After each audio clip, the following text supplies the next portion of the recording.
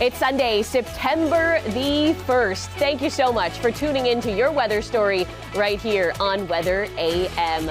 I'm Rachel Schoutsen, here to guide you through the national. We are going to be looking at quite a hot start to September for places like Calgary and Edmonton. And it's interesting because Alberta in September can get some of your biggest snowstorms or some of your hottest temperatures. You really never know what Mother Nature is going to throw at you as you start off September. Look at Fort McMurray. 28 degrees today in Fort McMurray.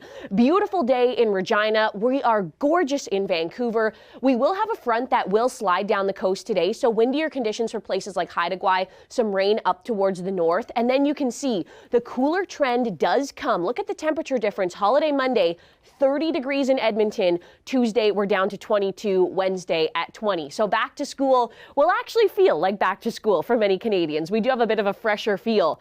Regina, you have to wait till Wednesday to feel that cool down, but again, huge temperature drop, and that's the sign of September, right? This is a transitional month. It's a transitional season. You're going to get those warm shots of air, and then you're going to get that cool down, and when the northerly wind really sets up, it changes the game for you. As we look at Winnipeg, same kind of story. Look at Thursday, look at Friday, 16 degrees with a cool rain. Overnight lows down into those single digits. Right now, we have the ridge of high pressure really pumping in a lot of heat across the west. Some of the warmest air of the country is within Western Canada. That will break down. The cooler air from the north wants to push in, it wants to settle in, and that's going to drop your temperatures.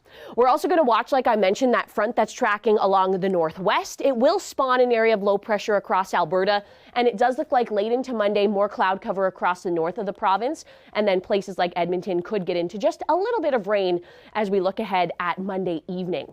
Vancouver, you can see high pressure comes in and you've got some pretty amazing weather. Now, speaking of amazing weather, well, the conditions certainly shaped up to be pretty good in Burlington, Ontario yesterday.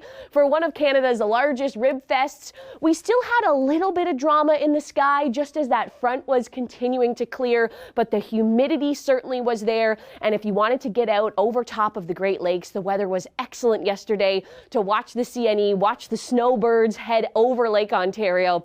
We had some great conditions. Now, today we do have another front tracking across Ontario. For the GTA and the southwest, you should be fairly dry, maybe a sprinkling of showers down towards the Niagara region. We have a trough moving through, and it does spark the storm risk out towards Ottawa, Kingston, and then especially in towards Quebec. So up and down the St. Lawrence today, this is where some of the biggest action will be. I'll show you the model here. This front brings the scattered showers across central portions of Ontario and Quebec, and then as it moves closer to the south, Ottawa between 1 and 2, likely to get into some bigger storms, and then closer to dinner time, Montreal and Quebec City. That's where the storms could bring some very heavy downpours, strong winds, and some hail. We are going to look at this system transitioning into Atlantic Canada for Monday.